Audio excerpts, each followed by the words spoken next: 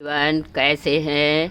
आशा है अच्छे होंगे और अपने गार्डन के कामों में व्यस्त होंगे। दोस्तों, आप देख रहे हैं my YouTube channel Lakhnavi gardener. मेरे चैनल पर दोस्तों आपका बहुत बहुत हार्दिक स्वागत है। तो साथियों, आजकल कई लोगों के कमेंट्स आ रहे हैं कि मैम, हमने अपने अडेनियम के प्लांट की रिपोर्टिंग कर दी थी लेकिन पत्तियां पीली होकर गिरने लगी हैं। तो आपको बता दूं कि रिपोर्ट के बाद अक्सर ये प्रॉब्लम आती है कि अडेनियम शॉक में चले जाते हैं और अपनी पत्तियों को झाड़ देते हैं। तो घबराने की ज़रूरत दोस्तों नहीं है। सच बात है, जो बिगनर्स होते हैं उनको जल्दी समझ में आता नहीं है, लेकिन प्रोसेस यही है कि रिपोर्टिंग के बाद ये एक बार अपनी पत्तियां झाड़ते हैं, शॉक में आ जाते हैं। लेकिन आपका अडेनियम बिल्कुल सेफ है, बिल्कुल घबराइएगा नहीं। आपका कॉडेक्स अगर पिलपिला हो रहा है, ऊपर से ग्रोथ नहीं आ रही है, जड़ें जम नहीं पा रही हैं, तो कोई वजह तो है। मेन तो कारण है दोस्तों कि अडेनियम के हिसाब से अभी बिल्कुल समय सही नहीं है। दिन का टेम्परेचर 20-22 डिग्री हो भी जाता है, लेकिन रात अभी भी सर्द रहती है। तो कैसे ग्रोथ को पकड़ेगा अडेनियम? क्योंकि अडेनियम तो गर्मी का पौधा है, मार्च का महीना है, लेकिन अभी भी सर्दी ही है।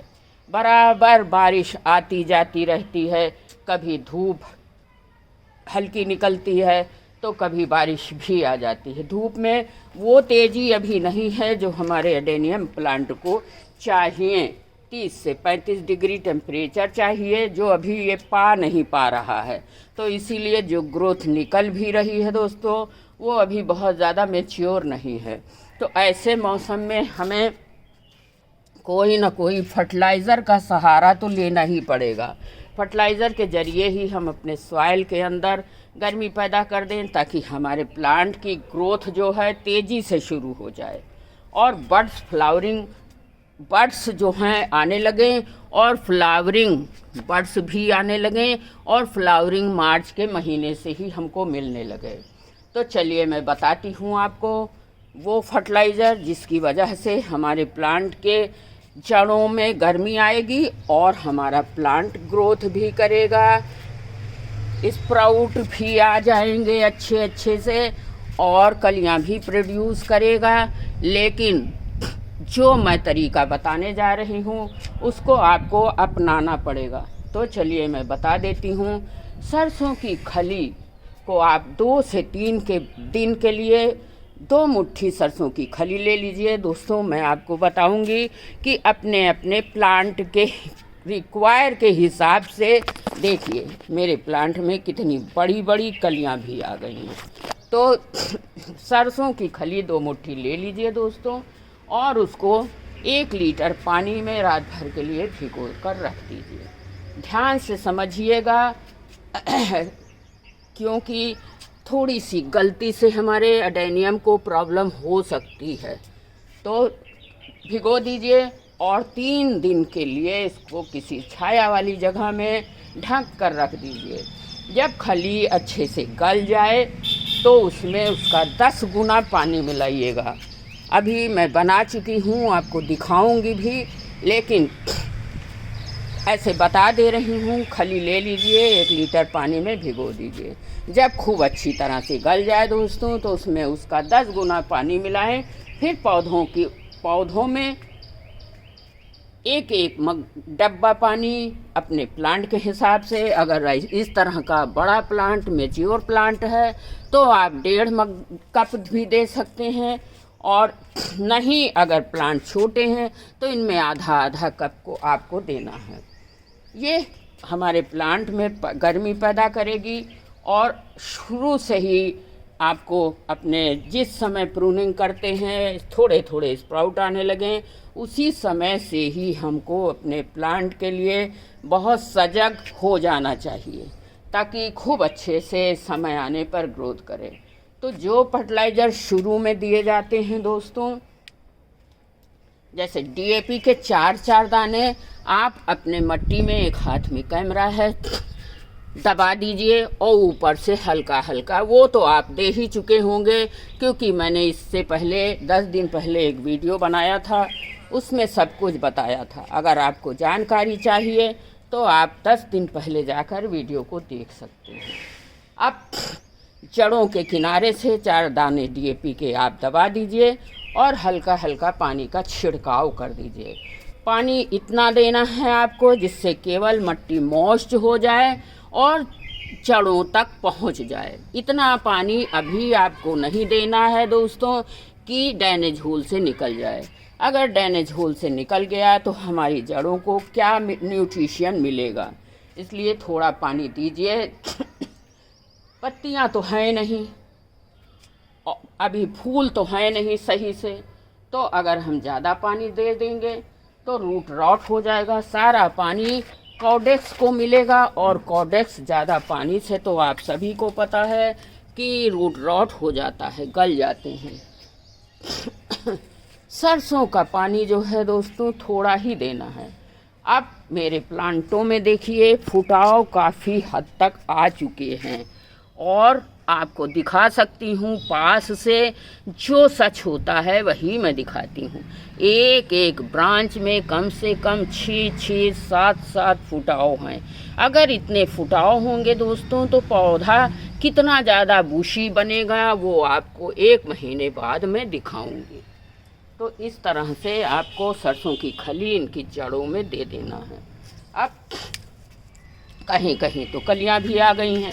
मैं कई बार आपको दिखा चुकी हूँ कि अगर हम लोगों ने प्रूनिंग और रिपोर्टिंग फरवरी के महीने में ही कर ली है तो हमें फ्लावरिंग मार्च के महीने से ही मिलने लगेगी।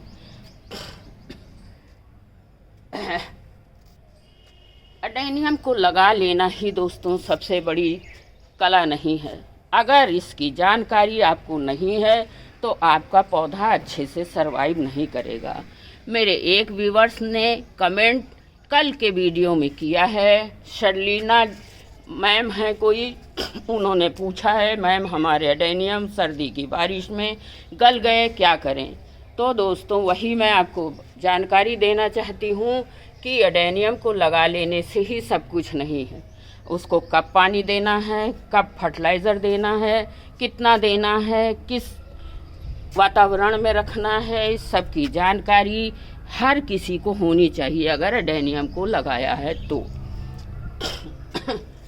अब YouTube पर जाकर मेरे सारे वीडियो को चेक कर लीजिए, सारी जानकारी मैंने दे रखी है। पहली खाद तो हो गई दोस्तों DAP की और NPK 19-19-19। दूसरी खाद है दोस्तों आप सीवीड भी दे सकते हो। एडेनियम की अच्छी ग्रोथ के लिए, अच्छे फुटाव के लिए ये सूखे फॉर्म में भी आता है सीवीड्स। देखिए मैं आपको दिखा रही हूँ, ये है सीवीड्स और गीले फॉर्म में भी आता है। तो आप इसको बहुत घुलनशील होता है, बहुत जल्दी घुल जाता है और पानी में आपको ये 2 तरह के होते हैं। एक तो जैसा दिखाया है, एक चीनी की तरह सफ़ेद सफ़ेद दाने होते हैं, ये पानी में बहुत अच्छी तरह से घुल जाते हैं। और अगर घुल जाएं तो इनको अपने पेड़ के सॉइल मीडिया में किनारे किनारे आप दे सकते हो। एक बार देकर ज़रूर देखिए दोस्तों। कई लोगों ने कमेंट किया मैम आपके प्लांट बड़े ब्यूटीफुल हैं, इनकी फ्लावरिंग हम लोग एंजॉय करते हैं पूरी गर्मी भर, हम क्या उपाय करें। तो दोस्तों ये वीडियो सब आपके लिए ही है। अब इस समय ह्यूमिक एसिड और सीवीड का इस्तेमाल आप ज़रूर करें।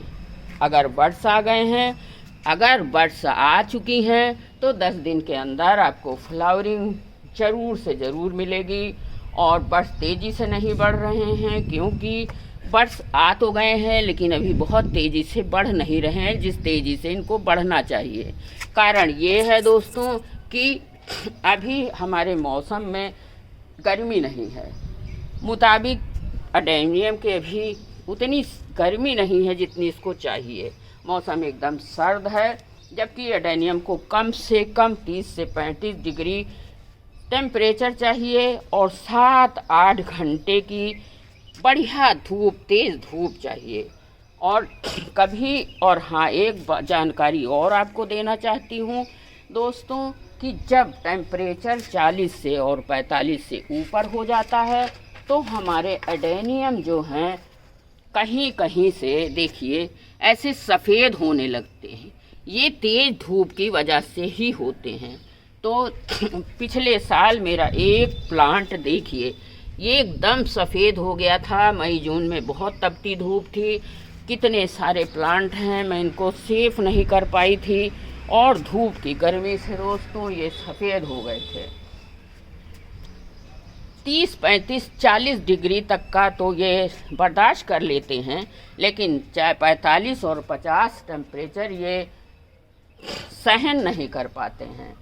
तो इस समय आप ऊपर की बताई हुई खादों को दीजिए। जब टेम्परेचर 30-35 हो जाए, जो फर्टिलाइज़र महीने में एक बार देते रहना है। अभी तो आपको सीवीड्स और ह्यूमिक एसिड देना है, फिर जब इसमें बर्ड्स आ जाए, फ्लावरिंग आ जाए, तो महीने में एक बार वही रेगुलर फर्टिलाइज़र आप बोन मील भी दे सकते हो, पोटाश भी दे सकते हो। सारा फर्टिलाइज़र महीने में एक ही बार आपको देना होगा।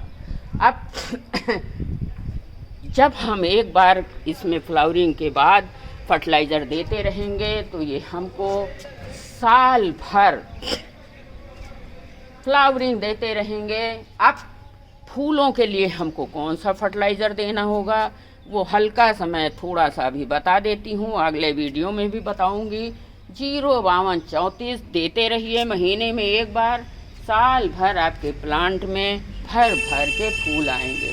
उससे क्या होता है कि सारे प्लांटों में दोस्तों एक साथ ही बड्स आती हैं और एक साथ बड आती हैं, एक साथ ही फ्लावरिंग होती है। आपका गार्डन बहुत सुंदर लगेगा। हम तो देते हैं, आपकी भी यही सलाह देते हैं कि जब फ्लावरिंग आने लगे तो 05234 का इस्तेमाल महीने में एक बार ज़रूर करिए। अब जिन लोगों ने अभी एडेनियम रिपोर्ट किए हैं उन्हें पानी का बहुत विशेष ध्यान रखना है। जब ग्रोथ स्टार्ट हो जाए तो 4 से 5 दिन के बाद थोड़ा सा फंजीसाइड पाउडर, जिस तरह से ग्रोथ आ जाए तो जड़ों में फंजीसाइड का पानी ज़रूर दीजिए। और पानी इतना दीजिए जितना कि जड़ों तक मिल जाए, बाहर निकलने वाला पानी अभी मत दीजिएगा। अब देखिए हमारे लखनऊ में अभी भी लगातार 4-6 दिन छोड़कर थोड़ी थोड़ी बारिश आ जाती है। तो अपने प्लांट को हम बारिश से कैसे बचाएं? 5 दिन पहले मैंने एक वीडियो डाला था कि अगर ग्रोथ आने लगी है, ऊपर से कटा हुआ हिस्सा है आपका, तो इसमें बारिश का पानी, एक दिन का पानी तो फ़ायदा करता है, लेकिन लगातार अगर आपके प्लांट के ऊपर के हिस्से में कटे हुए पानी जाएगा तो इसमें फंगस लगने में देर नहीं लगती है और बड़ी मुश्किलों से बचा मिलता है। आज के वीडियो में इतना ही। अगली वीडियो में फिर मिलते हैं नए टॉपिक के साथ। तब तक के लिए हैप्पी गार्डनिंग। थैंक यू, धन्यवाद।